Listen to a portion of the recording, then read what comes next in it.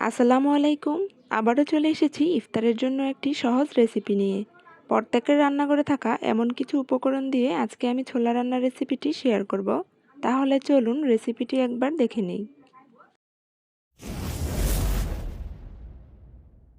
ছোলা রান্নার জন্য এখানে 1 কাপ ছোলা বুট আমি 6 থেকে 7 ঘন্টা আগে ভিজিয়ে রেখেছি।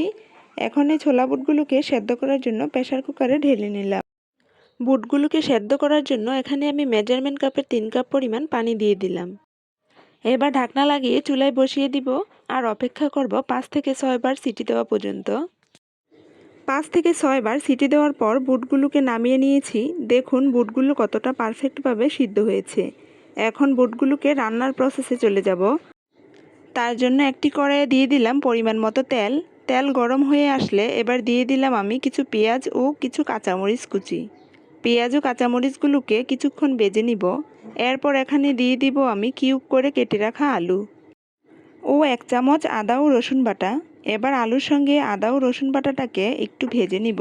এরপর দিয়ে দিলাম মশলাগুলোকে কষিয়ে নেওয়ার জন্য কিছুটা পরিমাণ পানি। পানিটা দেওয়ার পর এবার দিয়ে দিব আমি আগে থেকে সেদ্ধ করে রাখা বুটগুলো। এখন এর মধ্যে কিছু মশলা অ্যাড করে দিব। দিয়ে দিব পরিমাণ মতো লবণ, হলুদ গুঁড়া, লাল মরিচের গুঁড়া, ধনিয়া ও গরম মশলার গুঁড়া। এবার সবগুলো মশলা বুট ও আলুর সঙ্গে ভালোভাবে কষিয়ে নিব। যেহেতু বুটগুলো আমি আগে থেকে সিদ্ধ করে নিয়েছি, তাই এক্সট্রা করে ঝোল দিয়ে আর সিদ্ধ করতে হবে না।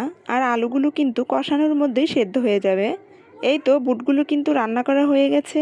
সবশেষে এর মধ্যে কিছু ধনিয়া পাতা কুচি দিয়ে নামিয়ে নিব। আজকের এই রেসিপিটি ফলো করে যদি আপনারা ইফতারিতে এভাবে বুট রান্না করে দেখুন, তাহলে গ্রান স্বাদ কিন্তু দুটোই পারফেক্ট হবে। তো আশা করি আজকের এই সহজ রান্নার রেসিপিটি আপনাদের কাছে ভালো লেগেছে। আর ভালো লেগে থাকলে প্লিজ সবসময় আমার চ্যানেলের পাশে থাকবেন। সবাইকে অনেক অনেক ধন্যবাদ। আল্লাহ হাফেজ।